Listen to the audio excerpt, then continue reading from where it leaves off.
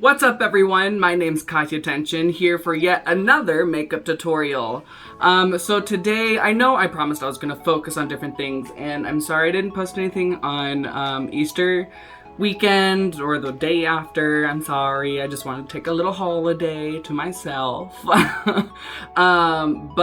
today I'm going to be doing something different. I was actually just really wanting to do something different outside of the, basic neutral tones. So tonight I'm going to be doing a more black and white look. So it's going to be obviously a white face and then black contours and eyes and lips. I actually haven't ever done this before, so I'm excited and I can't wait for you guys to watch this journey. Hopefully it doesn't go terribly. So we will see you guys in a bit. I'm gonna show you guys how I'm gonna go from this to this.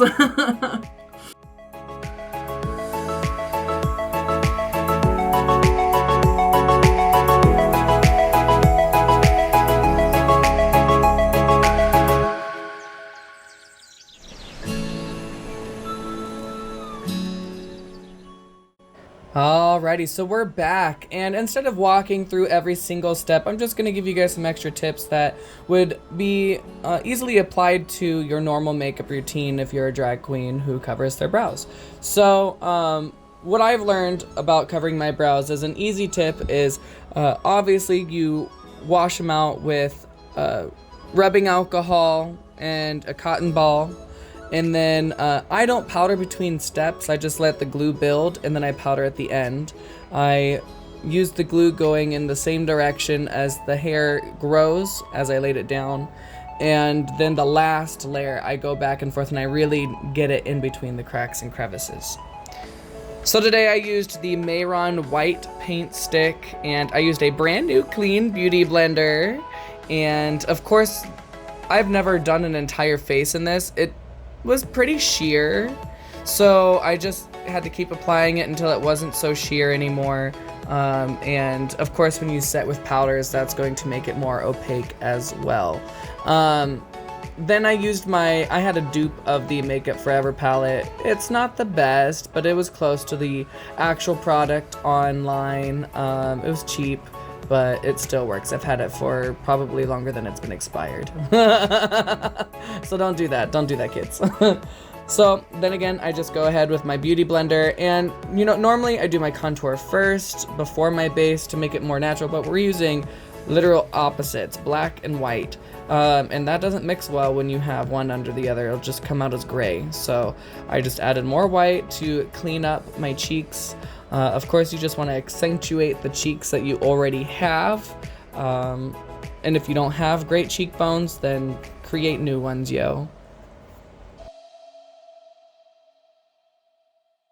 So normally we talk about blending makeup down the neck, but when you're doing a fantasy look like this, it can be a little difficult because you can get makeup lines really easily. So what I do is I do like a little transition. Well, not little. This is not a little transition at all, but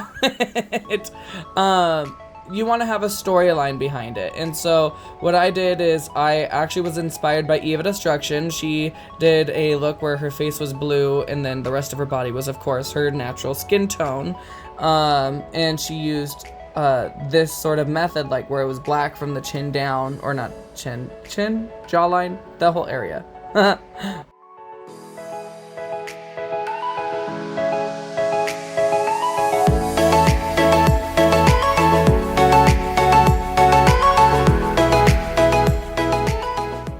So I started doing my nose and I blended it out and everything, and at first it looked okay, but then I definitely messed up later on. So for future, if you plan on recreating this look, just leave your nose as how I left it now. I added powder to it later on and it just sort of looked terrible. So I'm also using a brand new powder puff for this because sometimes your foundation tone can transfer to your powder puff, and with black and white you don't really want that to happen, so I used a brand new one to apply my setting powder. So now I'm just deepening the contour sections with a black eyeshadow from my Morphe palette. We're not going to say who it's by because they're canceled and we don't like them.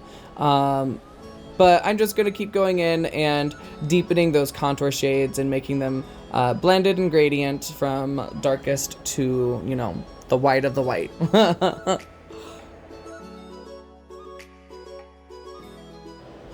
And so I wasn't really sure how I was going to do my eye. I was honestly just kind of going with the flow of this one and just changing it as I go. So I kind of wanted like a black swan original shape, and then I wanted to buff it out. So really I just made the whole black swan shape on my eyes, and then I added black setting powder, or not setting powder, I guess it's just eyeshadow. I don't know why I call that setting powder, but it's gonna act as setting powder on the shape, and then I put some on the edges to buff out and make it blended.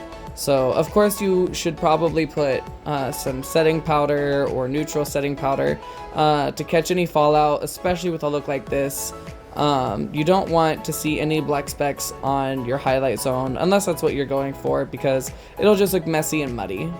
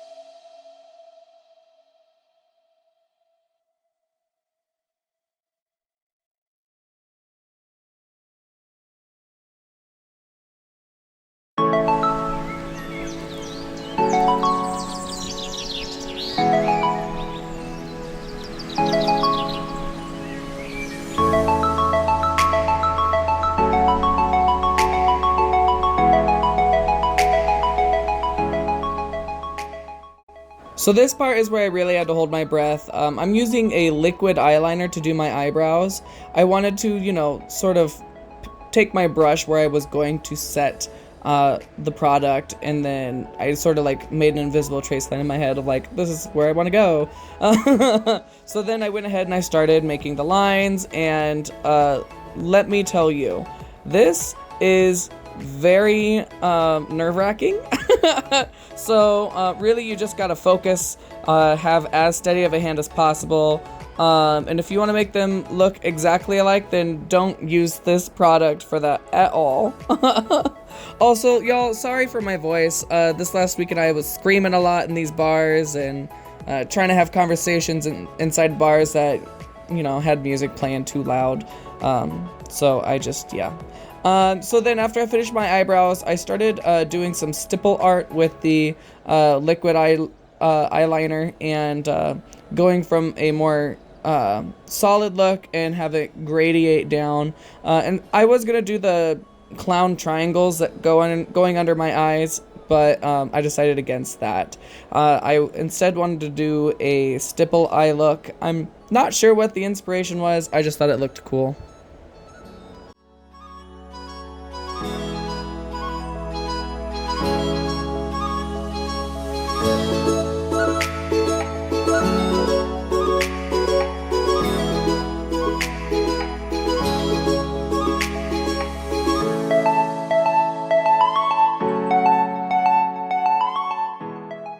Okay, so this step was completely unnecessary. I just wanted to do something to make it look cool, and I wasn't a huge fan of it. I didn't like it going downward to create a weird crease, so instead I cleaned it up with some more black liner to clean up that line and make it look a little bit better. It was a choice.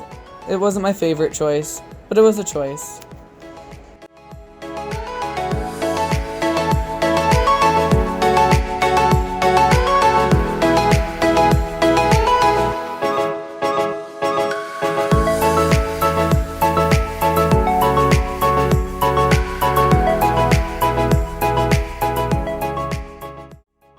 Now, the good thing about this look is if you don't like the shape of your lips or the shape of something, you can use like a liquid eyeliner or something of the sort, something liquid or cream based as like a corrector.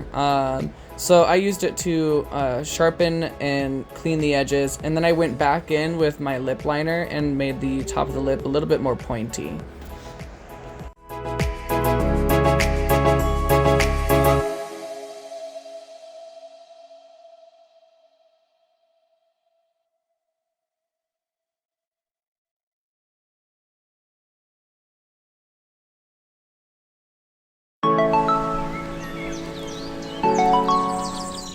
Alright, y'all, so this is the final look. I know the costume isn't much. The costume I was gonna wear didn't come in on time, so Mama had to make do with what she had. But this is an old-ass wig that I had a long time ago when I thought I could style wigs, and it's just been hanging on my wall for about 3 years. Ooh. So, she's a little on the day, but she works for the look, and I'm excited for it. So I just want to say thank you everyone for tuning in. I know this was a very different look for me. I don't normally do this kind of makeup, but it was fun. I really enjoyed going out and out of my box and enjoying it. If you really liked this makeup, I know I'm not a makeup guru or a professional makeup artist, but you can go ahead and like and subscribe to my channel, leave a comment on what you think, and tag a friend, share it to people. Mama's gotta pack and get to the gigs. I'll see you later.